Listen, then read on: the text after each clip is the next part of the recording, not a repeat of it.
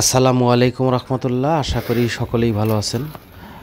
অনেকের কাছ থেকে শুনেছি ছেলে পেঁপে গাছের মাথা ভেঙে দিলে সেখানে পেঁপে ধরা শুরু হয়। তাই আমার ছাদ বাগানে বেশ কয়েকটি ছেলে গাছ হয়েছিল। একটি ছেলে গাছ রেখে দিলাম এবং সেটাকে মাথা ভেঙে দিলাম।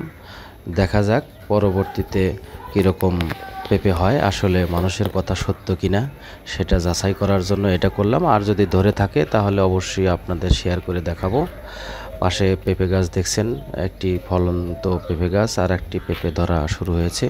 এই পেঁপে গাছগুলোর অনাবৃষ্টিতে আসলে তেমন পুষ্টি পাচ্ছে না এবং গাছ দ্রুত বড় হচ্ছে না। তারপরেও যথেষ্ট পরিমাণ বলবো যে ফলন হওয়ার আশঙ্কা রয়েছে। পাশে আর একটি টবে পেঁপে, এটিও মেয়ে গাছ হয়েছে। তো এবার বেশ কিছু পেঁপেই খেয়েছি, আল্লাহর রহমতে আরও খাওয়ার আশা করছি।